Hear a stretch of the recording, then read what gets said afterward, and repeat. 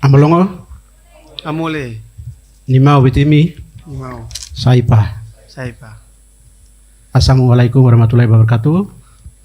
Salam, salam sejahtera untuk kita semua. Om Swastiastu, nama budaya, salam kebajikan. Yang sama-sama kami hormati narsum dari Bawaslu, dari ketua atau mantan ketua Bawaslu RI periodik 2017-2022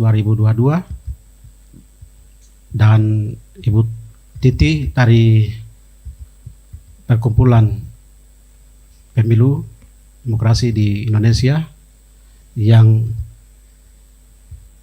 terhormat Ketua atau yang mewakili dari MRP Bapak Wakirwa, yang saya hormati juga narsum juga dari KPU Kabupaten Mimika dari Divisi Hukum, dan saya hormati Pak Kodim Penyelesaian Sengketa Bawaslu Kabupaten Mimika, yang saya hormati pula Bupati Kabupaten Mimika dalam hal ini yang diwakili oleh Kesbangpol. Terima kasih.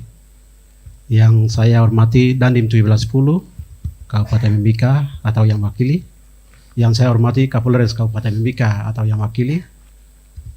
Yang saya hormati Ketua Partai Politik se-Kabupaten Mimika yang hadir pada kesempatan ini, serta yang saya hormati OKP, tokoh masyarakat, tokoh adat, tokoh agama, dan awak media yang hari ini hadir bersama-sama kami di pagi, siang menjelang sore ini.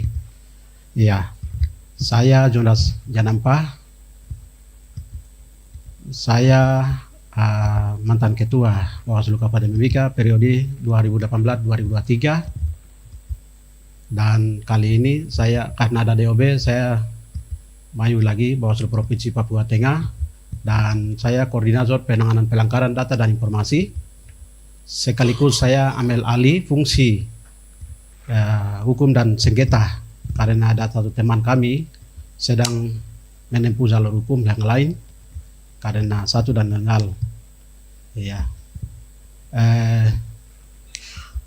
saya hadir di sini sebagai narsum, tapi materi yang akan kami sampaikan ini sudah disampaikan oleh Koordinator Divisi Penyelesaian Sengketa Bawaslu Kabupaten Mimika Bersama materinya. ya, sehingga ada beberapa hal yang mungkin saya bisa sampaikan di kesempatan kali ini, tapi tidak terlepas dari fakta pemilu sebelumnya, karena barangkali pemilu sebelumnya ini bisa mempengaruhi pilkada kali ini. Ya, dapat kami konfirmasi bahwa di Papua Tengah ini kami DOB, jadi segala sesuatu itu harus dibangun dari bawah, termasuk juga Bawaslu dan juga KPU, terutama provinsi. Tentunya dari versi Bawaslu ini secara non struktural, itu tidak dari Bawaslu RI sampai dengan Bawaslu Kabupaten dan juga ad hoc, sebagaimana itu ujung tombak dari kami. Iya, Bapak Ibu saudara-saudari sekalian, hari ini kami sudah menyelesaikan atau belakangan ini pemilu serentak di Indonesia, dan kami konfirmasi bahwa berkaitan dengan PHPU, penyelesaian pemilu yang terjadi di Papua Tengah ini, kita masuk provinsi yang PHPU-nya terlalu banyak atau nomor 1 di Indonesia. Dalam PHPU ini kurang lebih kami di MK itu ada 26 perkara yang masuk. Nah, dalam hal ini kami baru saja mengikuti atau menyelesaikan PHPU di Jakarta, di MK. Dan dari sekian itu, dari 21 itu dismisal atau berakhir. Karena dia tidak bisa masuk pada tahapan selanjutnya. Lalu hanya 5 saya yang dapat diperiksa, baik saksi maupun alat bukti. Dan tentu putusan MK bahwa itu semua divonis. Artinya untuk Papua Tengah secara keseluruhan tidak ada PSU. Ya, itu poinnya. Lalu bagian ini yang saya ingin mau jelaskan sedikit terlepas dari tadi penyelesaian. Ini versi penyelenggara. Kalau dari sisi pencegahan maupun pengawasan maksimal, maka tidak ada potensi sengketa yang dibicarakan tadi. Kunci utama di bagian ini adalah para penyelenggara, baik teknik maupun pengawas, itu harus orang-orang yang berkualitas. Dan orang-orang yang harus mengerti tupoksi, kemudian mengedepankan fakta, integritas, jumpa dan janji. Kalau ini benar-benar dipahami oleh pengawas maupun penyelenggara, tentunya dalam tahapan-tahapan itu pastinya tidak ada yang namanya sengketa, proses, dan lain sebagainya. Untuk itu harus diperhatikan hari ini adalah, di bagian ini adalah pertama internal. Bawaslu maupun KPU itu harus betul-betul dia paham tupoksinya. Tapi berkaitan dengan pemilu yang terjadi ini, apa yang ingin saya mau sampaikan? Tentunya dari Bawaslu, dari pemilu yang kita laksanakan ini, 99% itu orang-orang baru yang direkrut. Ya. Sehingga begitu belum ada BIMTEK, bimbingan teknik, para Bawaslu sesuai tingkatan ini belum BIMTEK, langsung mereka terjun di dalam tahapan-tahapan pemilu yang kemarin. Ya. Paling peserta pemilu, partai politik paham. Ketiga, ada kaitannya dengan penyampaian laporan kepada Sendera Kakudu, itu mungkin ada juga yang diproses dan ada juga yang tidak. Pasti ada juga yang puas dengan Bawaslu atau tidak juga ada. Itu kembali ke peserta pemilu itu sendiri. Tapi di bagian ini kita sama-sama sepakat jangan sampai hal yang sama itu terjadi di pemilu atau pilkada kali ini. Artinya apa? Bawaslu secara tingkatan harus melakukan BIMTEK. Dari sisi semua harus disiapkan hari ini, diperbanyak. Sehingga seperti yang tadi alur-alur penyampaian seperti ini, itu betul-betul mengerti dan peserta pemilu menyampaikan laporan aduan kepada Sendera Kakudu itu bisa diproses secepatnya. Apalagi disayangkan waktu kita penanganan pelanggaran atau sengketa pemilu itu hanya 2+3, itu 5 hari saja. Kalau ini mungkin dari peserta yang masuk dalam waktu yang sama, semua punya aduan, itu pasti waktunya tidak cukup. Untuk itu bisa dibilang Bawaslu bisa lalai dari tahapan itu. Untuk itu kenapa harus diudah Bapak Ibu di sini supaya mensosialisasikan alur penanganan pelanggaran yang sebenarnya sesuai dengan undang-undang itu seperti apa, sehingga peserta pemilu mengerti dan bisa menyampaikan kepada keluarga siapapun di luar sana. Ya. Kemudian yang bisa melaporkan itu mereka yang peserta pemilu, kemudian mereka yang sudah masuk dalam pemilih daftar pemilih atau warga negara Indonesia. Itu yang punya kewajiban untuk melaporkan ini. Nah, di bagian ini yang melaporkan itu kadang menurut pengalaman ada yang tahu tapi tidak mau laporkan kepada Bawaslu karena mereka takut sanksi sosial. Tapi sejarah aturan menjamin bahwa yang pelapor ini akan menjaga kerahasiaannya. Kerahasiaannya tentu dijaga. Jadi di bagian ini kita sampaikan mekanisme penanganan pelanggaran atau sengketa seperti ini supaya masyarakat di luar sana bisa paham dan bisa melaporkan kepada Bawaslu. Ya. Kemudian di bagian lain kita di bawah Provinsi Papua Tengah ini jelas kita ini hanya 2 kabupaten yang demokrasi, sistem demokrasi, yaitu Nabire dan Timika. Tapi 6 kabupaten lainnya itu masuk di sistem Doken. Tentu di bagian ini semua kabupaten itu memiliki karakteristik yang berbeda-beda. Pasti Puncak berbeda dengan Janjaya, Puncak Jaya berbeda dengan Puncak, kemudian Paniai dan Deyai, Dogiyai hampir sama tapi beda tipis itu terjadi. Jadi di situ sedikit ada pergeseran antara peserta dengan peserta atau pendukung satu dengan yang lain. Dan di bagian ini menjadi masalah yang sebenarnya sepele itu mereka bisa bawa ke Bawaslu untuk menyelesaikan. Nah, kalau Bawaslu secara bertingkatan menyelesaikan seperti ini adalah namanya sengketa cepat, di mana yang kedua belah pihak itu ditemukan di saat itu juga, supaya Bawaslu yang dimediasikan sehingga permasalahan itu tidak terlalu rumit atau diperpanjang lagi, bisa selesai di tempat itu juga.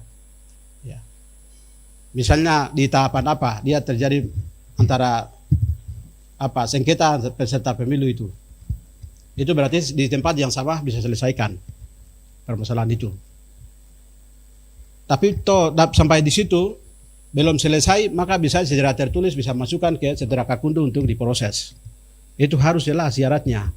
Laporan secara tertulis, terus dokumen-dokumen pendukung lainnya dilengkapi, kemudian masukkan.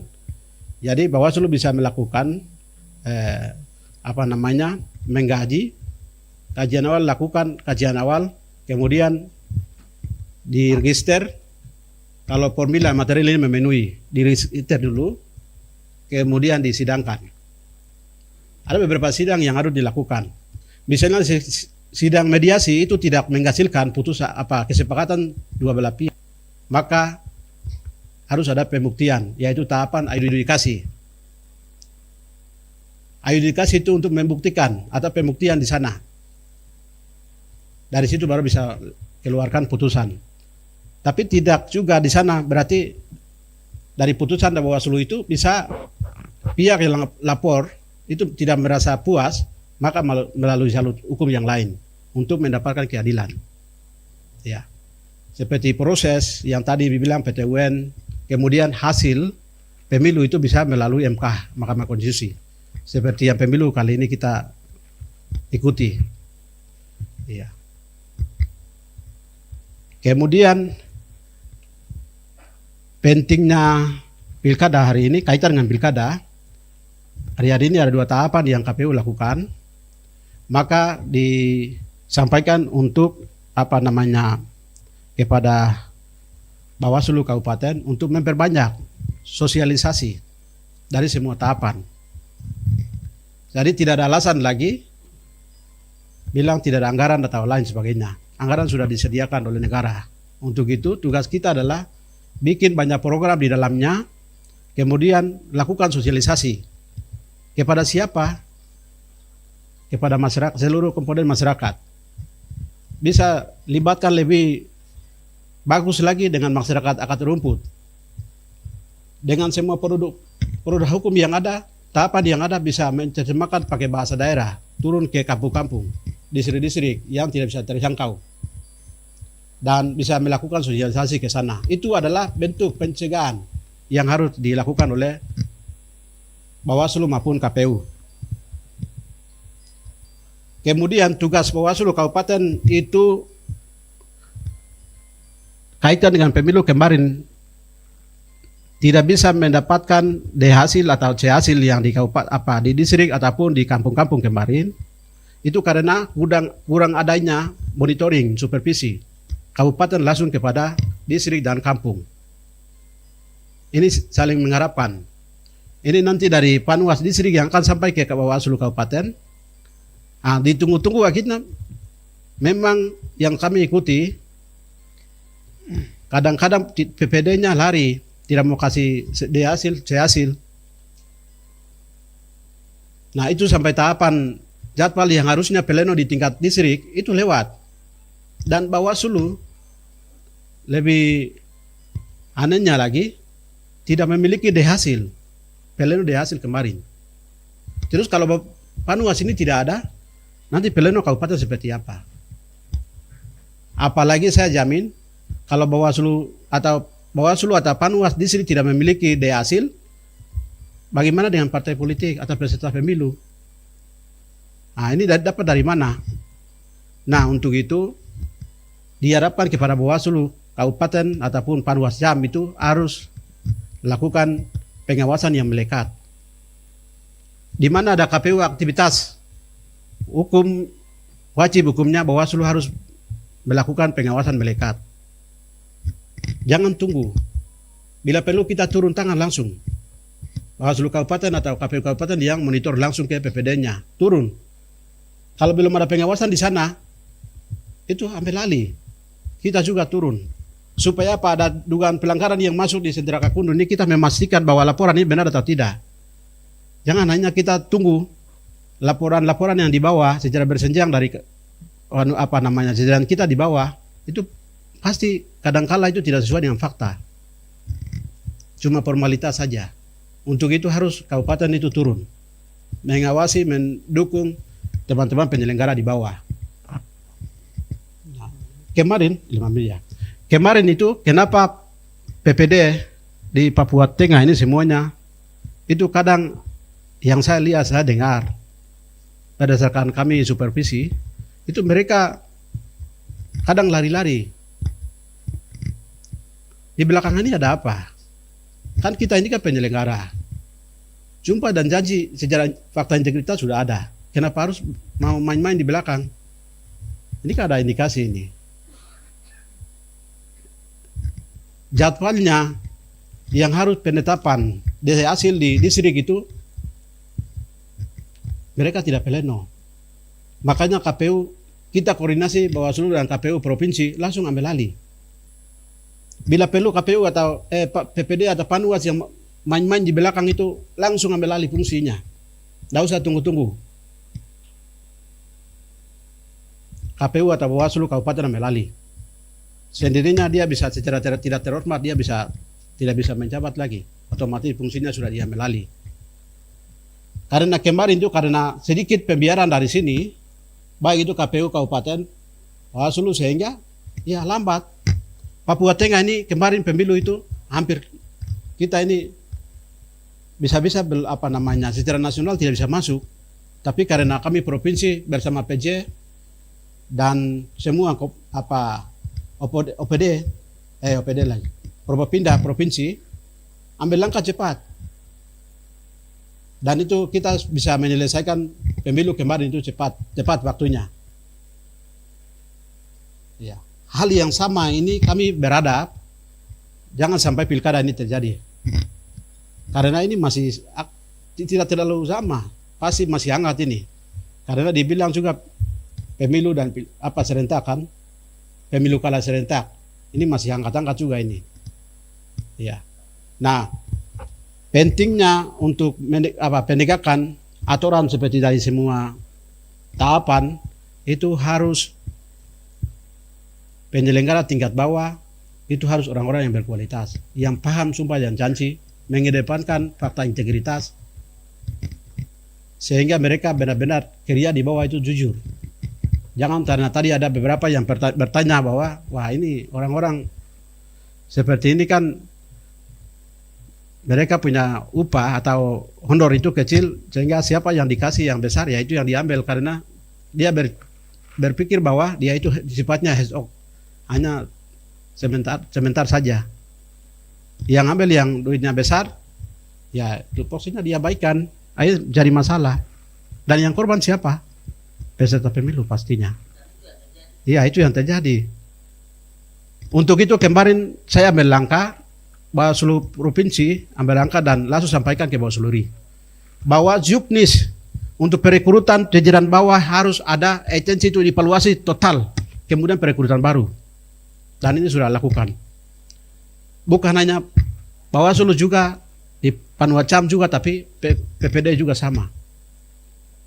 Supaya kemarin ada tercoret namanya di situ, orang-orang yang kurang profesional kerjanya harus diberhentikan. Jangan lagi mau mereka ada di penyelenggara.